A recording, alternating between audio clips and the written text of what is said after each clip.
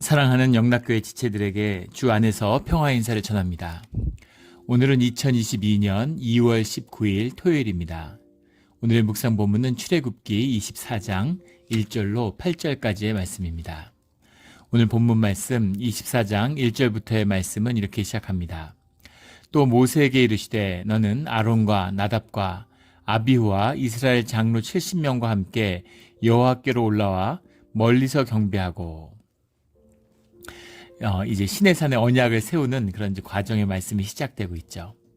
모세에게 이르시는데 아론과 나답과 아비후와 나답과 아비후는 우리 6장에 나왔던 이미 언급됐던 아론의 두 아들입니다. 근데 둘은 뒤에 이제 제사장이 되어서 주님을 섬기는 일에 잘못 섬기다가 심판을 받죠. 죽임을 당하는 이제 그런 아들들입니다. 하나님을 섬긴다는 것의 그 엄정함을 보여주는 것이고, 동시에 이때 아론과 나답과 아비후가 함께 나왔다고 하는 것은 나답과 아비후가 앞으로 이제 주님을 잘못 섬기는 실수를 하지만 그것이 이렇게 같이 모두 언약을 받는 이것에서 배제되는 그런 의미가 아니다라는 걸 보여주고 있는 것이죠.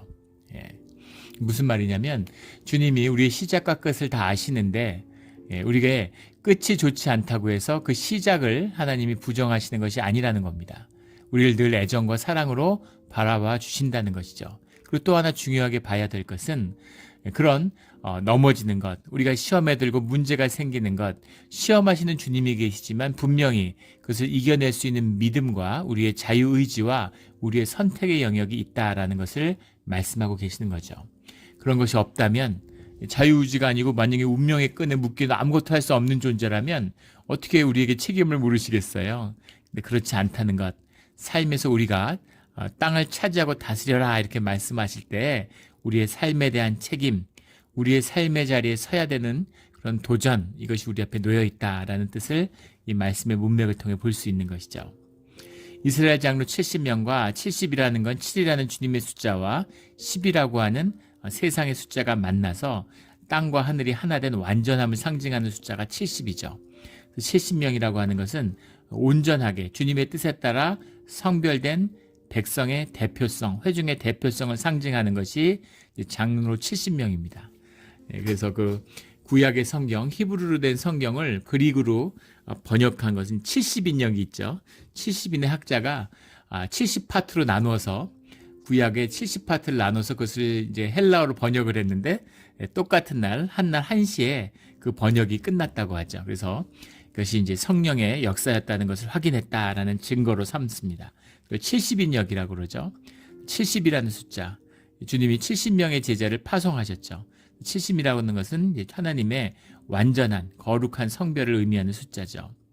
70명과 함께 여호와께로 올라와서 멀리서 경배하고, 주님 앞에 나오면 죄를 가진 자들이 나오면 주님 앞에 죽기 때문에 그래서 주님과 거리를 둘 수밖에 없고 그 앞에 모세가 중보자가 되는 것이죠. 오늘 이제 희생 제사에 대한 이야기가 나오는데 제사의 두 측면입니다. 하나는 제사장으로서 주님 앞에 나올 수 있는 중보자, 인간 중보자로서 모세의 모습이 있고, 또 그 죄를 걸머쥐고 그 죄를 사하는 데 쓰이는 화목 제물로서의 짐승의 역할이 있죠. 그 두 가지를 다 예수님이 한꺼번에 성취하신 것이죠. 짐승도 불완전하고 모세도 불완전합니다.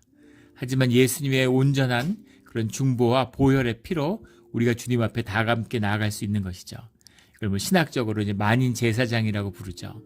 주님 앞에 나갈 수가 없어요. 주님 앞에 나가서 물론 우리가 주님 앞에 섰다, 주님과 함께한다 이렇게 표현하는 거지만 페이스 투 페이스로 주님 앞에 서면 죽는 것입니다. 서지 못하기 때문에 그 자리에 모세가 서 있는 거죠. 그런데 예수님이 그 희생제사가 되어주시고 중보자가 되어주시고 그 보혜사 성령을 우리에게 보내주셔서 우리에게 늘 함께 하시기 때문에 그 보혜사, 중보자 주님이 계시기 때문에 우리는 주님 앞에 대제사장과처럼 나아갈 수 있는 것이죠. 속죄일이 아니어도 우리가 주일마다 기도하는 자리에서 주님 앞에 나아갈 수 있는 것입니다. 이것이 예수님의 보혈의 은혜죠. 2절에 너 모세만 여호와께 가까이 나오고 그들과 가까이 나오지 말며 그들은 백성은 너와 함께 올라오지 말지니라. 그것이 이제 백성을 지키는 주님의 은혜인 거죠. 이것도 나오면 죽으니까, 죄 가운데 나오면 주님 앞에 서면 죽게 되니까 주님이 백성들과 함께하고 싶으신 거죠. 그 죄인들을 함께하고 싶으신 거죠. 그래서 주님이 함께하시고 인도해 주시는데 주님 앞에 페이스 투 페이스로 나올 수는 없다. 지성소에 들어올 수는 없다. 이제 그 의미인 거죠. 그래서 백성은 함께 올라오지 말아라, 이렇게 말씀하시는 겁니다. 3절에 모세가 와서 여호와의 모든 말씀과 그의 모든 율례를 백성에게 전하매 그들이 한 소리로 응답하여 이르되 여호와께서 말씀하신 모든 것을 우리가 준행하리다. 한 목소리로 응답하여 라는 건 한 마음을 이뤘다는 거죠. 이것이 상징하는 것은 100% 순종, 100%의 주님의 임재를 받아들이는 그런 온전한 구별함, 주님의 말씀을 받는 의미에서의 온전함이 이루어졌다는 겁니다. 사람이 온전할 수 없어요. 사람이 어떻게 온전합니까? 죄 가운데 있고 같이 모여 있다고 해, 이렇게. 근데 주님이 성별하시고 성별하시는 뜻에 따라 그 말씀을 받는 마음에서 그 태도와 주님을 말씀을 준행하려고 하는 그 자원하는 심령에서 하나 되었다는 거죠. 그래서 한 소리로 응답했다라는 건 영이 합해서 한 영이 되었다라는 말입니다. 영은 원래 하나죠. 하나가 되고 싶고 하나가 되어야 되는 것이죠. 그 영이 육에 담겨 있기 때문에 육성이 되고 육성의 지배를 받고 육이 우리를 주장하게 될 때는 다 분열하고 싸우고 다투고 분쟁하는 것입니다. 국가와 민족을 나누고 뭐 계층을 나누고 인종을 나누고 인간들은 계속 구별하고 싸우고 분리하고 다투잖아요. 그러나 주님의 뜻 가운데서는 하나가 되는 것이죠. 한 소리로 한 목소리로 하나가 돼서 주님 앞에 나오는 것입니다. 여기서 또 하나 봐야 할 중요한 것은 주님은 바로 이런 100% 주님의 임재를 받아들이는 그 마음의 자리에 찾아오신다는 거예요. 주님만을 높이며 주님에게만 영광을 돌리는 그런 자리에 주님이 임재가 함께한다라는 비밀이 이 한 소리로 응답하여 라는 뜻에 들어있습니다. 100%가 아닌 곳에 주님은 함께하지 않으세요. 종교에 주님의 역사가 전혀 일어날 수 없는 비밀입니다. 아무리 무지랭이고 못나도 생명을 상대하시지 주님이 가짜는 상대하지 않아요. 들꽃이라도 생명의 꽃을 대해 주시는 것이지 조화를 아무리 아름답게 세상에 없는 아름다움을 꾸며도 거짓은 상대하지 않으신다는 겁니다. 이것이 진실한 마음으로 100%로 주님 앞에 나오는 우리의 마음이에요. 마음이 뭐 깨끗하다는 게 뭐 잡생각도 없고 오점이 하나도 없고 죄의 경험이 하나도 없는 그 예수님만 그러신 거죠. 어떻게 그런 사람이 있어요? 그렇게 주님 앞에 나와야 만나 주신다는 게 아니라 죄인이지만 못났지만 주님 앞에 회개하고 죄인으로 주님 앞에 나와서 통회하는 심령으로 주님 앞에 나와서 주님과 하나 되고자 하는 마음으로 나왔을 때 주님이 우리를 만나 주신다는 거죠. 그 진실함, 죄인이지만 주님께 용서를 구하는 그 진실함의 100%, 주님만이 영광 받으시고 주님 홀로 영광 받아 주시옵소서라는 그 고백의 진실함의 100%, 거기에 주님이 함께 하신다는 겁니다. 그래서 우리가 종교의 영역에서, 우리 또 에고의 영역이죠. 내가 할 일은 내가 하고 내가 이만큼 했는데 주님이 나머지 내가 못하는 것 좀 도와주세요. 한 95%는 내가 했는데 90%는 내가 했는데 5% 10%를 좀 더 해주세요. 이게 우리가 처음에 종교 생활할 때 우리 마음이잖아요. 그런데 주님은 그런 것에 절대 주님의 능력을 썩지 않습니다. 주님의 일이 전혀 일어나지 않아요. 심지어 11조를 내도 내 것을 10분의 1을 떼서 주님에게 아무리 드려봐야 10의 10조의 풍성함의 역사가 하늘의 복이 열리지 않습니다. 이것이 하나님이 우리와 한 소리로 응답할 때 주님이 찾아오시는 그 임재의 비밀이죠.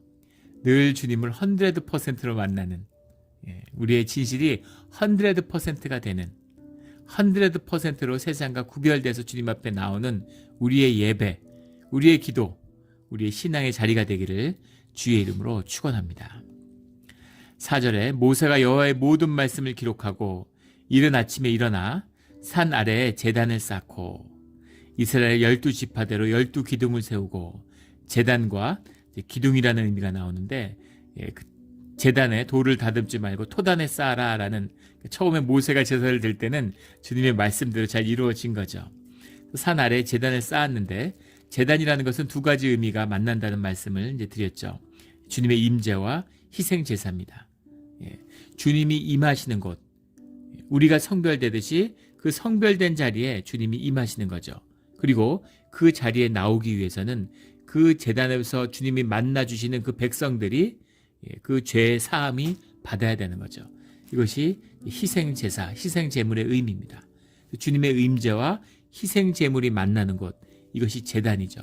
주님을 향하여서는 주님의 온전한 임재를 상징하는 것이지만 인간을 향하여서는 주님이 제사를 통해서 우리를 죄 사함을 받는 그 의미가 들어있는 거죠. 물론 크게 보면 다 주님의 임재입니다. 무슨 양 피 뿌렸다고 무슨 죄가 사해지겠어요. 표상이고 상징이죠. 우리의 그런 순종의 뜻을 따라서 주님의 성별을 따라서 주님이 우리를 의롭다 하시고 우리를 죄 없다 해주시겠다라는 주님의 뜻을 만나는 것이죠. 그것이 이 제단이라는 겁니다.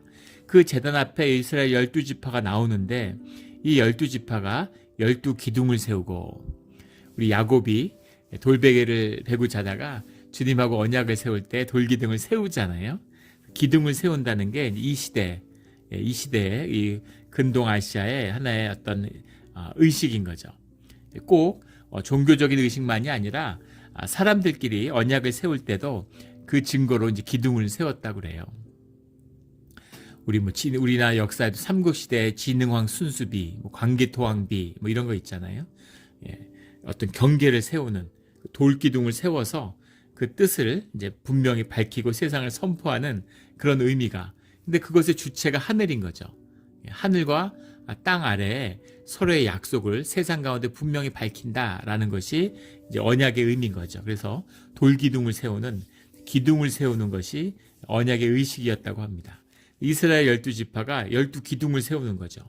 우리가 그 기둥 가운데 주님의 구별 가운데 이렇게 말씀 가운데 그 언약을 우리가 받습니다 라고 하는 그 의미에서 그 기둥을 세우는 거죠. 12기둥을 세웠다, 이 말씀이 나오는 겁니다.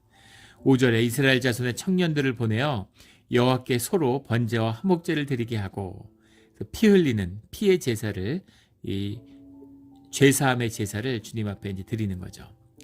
6절에 모세가 피를 가지고 반은 여러 양푼에 담고 반은 제단에 뿌리고 백성한테도 뿌리고 제단에도 뿌리는 것입니다. 히브리서 19장에도 이 의미를 이야기하는데 이제 양털과 우슬초, 이 애굽의 그 홍해 바닷가에 자라는 그 갈대라고 그러죠. 그 우슬초를 가져다가 피에 적셔가지고 이제 뿌리는 거죠. 피를 뿌리고 양털에 적셔가지고 붉은 양털에 그 피를 뿌리는 겁니다. 그 풀을 뿌려서 그것으로 피의 생명을 씻어내는, 우리의 죄라는 것은 생명을 죽이는, 우리의 죄가 영혼을 죽이는, 선악과를 먹고 우리의 영이 죽은 것처럼 그 영혼, 생명, 육신의 생명이 아니라 영의 생명을 죽이는 우리의 죄, 지금도 마찬가지죠. 우리의 죄를 지면 우리의 영이 죽어갑니다. 죽습니다. 그게 죄의 두려움이죠. 근데 그 죄를 생명으로밖에 살릴 수 없고 생명으로밖에 씻을 수 없기 때문에 그 생명의 피를, 사실은 내 피를 흘려야 되는 것인데 그 양의 피, 주님이 구별하시는 양의 피로 그 죄사함을 받는 거죠. 그 양에다가 내 죄를 전가함으로, 이게 제사의 의미잖아요. 그래서 제단에도 뿌리고 그것을 사람들에게 뿌림으로 성별되어서 죄사함을 받아서 주님 앞에 나와서 주님의 말씀을 받을 수 있게 되는 거예요. 말씀이 주님의 임재니까 말씀을 통해서 주님의 임재를 확인받게 되는 거죠. 7절에 언약서를 가져다가 백성에게 낭독하여 언약서를 가져다가 백성에게 언약서라는 게 세페르 하 베리트라는 말인데, 그 말 그대로 언약서죠. 근데 우리 그 언약의 책, 언약의 서라는 말이 이제 어제 나누었죠. 20장 22절부터 23장 33절까지 10계명 이후에 모세를 통해서 주시는 그 말씀이에요. 세페르 하베리트라는 게 하나의 책으로 사실은 모세오경보다 먼저 존재했음을 이제 볼 수 있는 거죠. 세페르 하베리트라는 것을 이제 책으로, 하나의 책으로 구별하고, 심지어 유대는 지금도 세페르 하베리트라고 해서 이 출애굽기 중에서 모세오경 가운데 출애굽기 가운데에서도 20장 22절에서 23장 33절까지의 말씀, 이것을 이제 언약의 책이다 이렇게 부릅니다. 그 언약책을 가져다가 우리가 이제까지 주중에 나눴던 그 말씀이죠. 그것을 백성에게 낭독하여 듣게 하니, 듣고 또 듣는 것이죠. 그 말씀을 통해 주님의 임재를 만나는 그것을 보여주는 것이죠. 그들이 이르되 여호와의 모든 말씀을 우리가 준행하리다. 말씀을 들었으니까 이 순종의 전제 위에 주님의 말씀이 임하는 거죠. 이 주님의 말씀의 비밀입니다. 듣지 않는 자에게 주님의 말씀이 임하지 않아요. 말씀이라는 게 성경의 기록이 아닙니다. 성경의 기록이라는 것은 뭐 흰 종이에다가 검은 잉크로 쓴 것이죠. 글자예요. 무슨 컨텐츠가 아닙니다. 주님의 말씀이라는 건 살아계신 성령의 역사함으로 그 말씀이 주님의 말씀으로 우리의 영 가운데 감동, 감화, 역사하시는 것. 이것이 주님의 말씀이죠. 말씀을 통해 주님의 영을 만나게 되는 겁니다. 우리의 신앙과 기도와 심령과 관련된 그 임재의 비밀이 이 말씀을 듣는 거죠. 말씀을 듣는 거예요.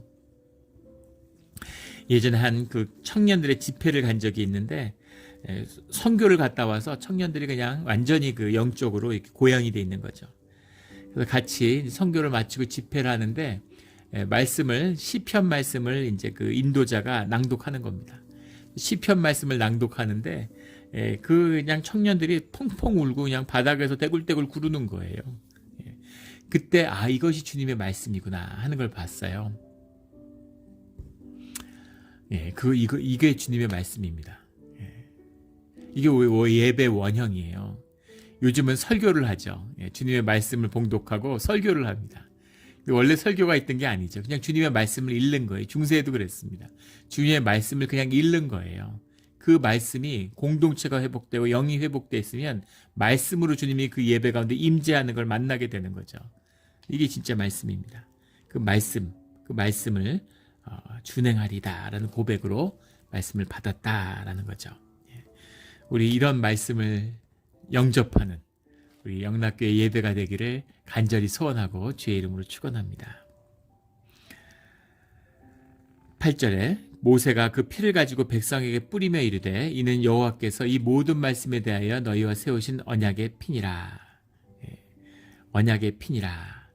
언약의 피라고 하는 것은 약속을 피로 맺은 것이죠. 주님과의 약속뿐 아니라 그 당시에 사람들끼리 약속을 할 때도 비두길 같은 걸 가져다 쪼개서 그 피의 언약으로 약속을 맺었다는 거죠.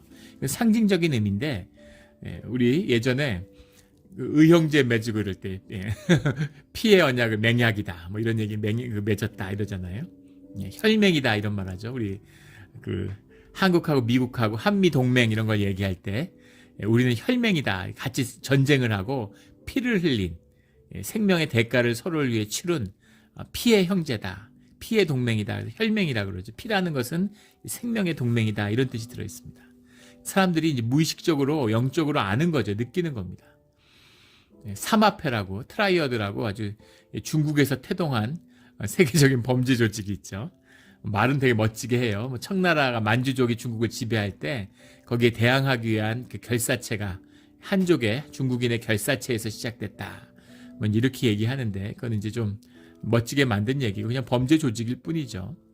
근데 그 트라이어드가 그 회원을 받아들일 때 서로 피를 조직원들끼리 이제 피를 이렇게 받아서 손가락에 긋고 손에다 바닥에 긋거나 이래서 피를 이렇게 받아가지고 한 접시에다가 피를 돌려 마시는 우리가 한 부모에서 태어나지 않았지만 피를 나누어 가진 이제 한 형제다 이제 이런 의식이라는 거죠. 그런데 90년대에 들어서 이제 에이즈가 창궐하면서 피를 나눠 마시기가 무서우니까 그래서 이제 주스를 나눠 마신다는 얘기를 듣고 되게 웃었던 기억이 납니다. 그 피의 내용이죠. 언약의 피다라는 것은 피로써 언약을 맺었다라는 얘기인데 그 피라는 것은 그 언약에 대한 대가를 생명으로 지킨다라는 뜻이 들어있는 거예요. 무슨 말이냐면 약속을 어기면 내가 죽겠습니다. 이런 얘기인 거죠. 내 목숨을 걸고 이 언약을 깨는 거면 내가 죽는 게 낫다. 이것이 언약의 피죠. 언약의 제사입니다. 우리의 생명을 주님의 말씀에 걸었습니다. 이런 얘기죠. 우리가 주의 백성이 됐다는 의미가 주님의 몸된 한 몸을 이뤘다는 그 의미를 제 생명으로 걸겠습니다. 이 얘기입니다. 이게 우리가 교회를 다니는 교회의 의미예요.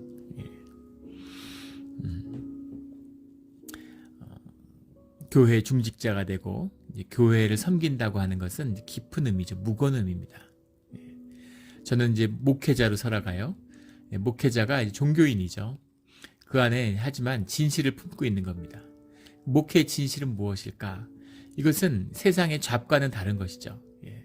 살기 위해서 잡을 갖는 게 아니라 그 잡을 위해서 내 생명을 갖고 있습니다 라는 그 고백입니다. 무슨 말이냐면 교회를 위해서, 주님의 영광을 위해서 제 목숨을 내놨습니다, 이 얘기죠.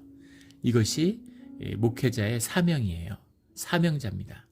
이 의미가 언약의 피죠. 주의 백성이 된다는 것, 주의 백성으로 살아가고 주의 말씀을 받고 주님의 민족인, 주님의 선택받은 민족이 되고 주님의 선택받은 자녀가 된다는 그 의미는, 그것이 내 삶에서 가장 소중하고 가장 중심이기 때문에 그것을 지키기고 그것을 내 마음의 중심으로 붙들고 살기 위해서 내 생명을 내놓았습니다, 이 얘기입니다. 이게 우리의 신앙이에요. 이 길을 걷는 것입니다. 주님의 것이기 때문에 주님이 지켜주시고 주님이 그 사명으로 우리를 귀하게 보아주시는 거죠. 뭐가 귀할 게 있어요. 그러나 그 사명이 귀하기 때문에 사명으로 존중받는 것입니다. 이런 당당함과 이런 자존감과 이런 정체성을 크리스찬이라면, 주의 자녀라면 가지고 있어야죠. 종교 생활하고 교회 마당을 밟고 주님을 섬긴다고 하면서 돈을 사랑하고 세상에서 눈치 보면서 세상에 나가 종노릇하고 그런 삶을 사는 것은 주님을 모르는 자들보다 더 비참한 것이죠. 그건 마치 뷔페 식당에 살면서 굶어 죽었다는 얘기나 마찬가지입니다. 풍성함 속에 아무것도 누리지 못하는, 그것이 오늘날 타락하고 무너진 교회의 모습이죠. 참된 신앙이 이 언약의 피, 이것은 불완전한 짐승의 피였지만 이제 이 땅에 오신 주님이 흘리신 보혈의 피로 우리가 교회가 섰잖아요. 그 언약의 피로 드리는 피의 제사가 오늘 우리의 예배입니다. 이런 예배가 회복되고 진짜 교회를 이루는, 교회를 본 적이 없어요. 진짜 교회를 알지 못합니다. 그러다 보니까 맨날 교회에서 싸우고 상처받고, 어렸을 때 교회에 자라다 보니까 아유, 나이만 들면 교회 떠나야지, 이렇게 되는 거죠. 그래서 교회가 그냥 종교기관처럼, 무슨 봉사기관처럼 그렇게 돼 있죠. 교회가 아닙니다. 교회 이름을 걸고 교회를 흉내내고 주님의 이름을 더럽히는 것이죠. 진짜 교회가, 진짜 하늘 가족이 이루어져서 하나님의 사랑과 풍성한 은혜가 무엇인지를 누리고 살아가는 우리 영락교회가 되기를 주의 이름으로 축원합니다. 그 축복이 우리에게서 시작되는 오늘 하루가 되기를 주의 이름으로 축복합니다. 아멘. 함께 기도드리겠습니다.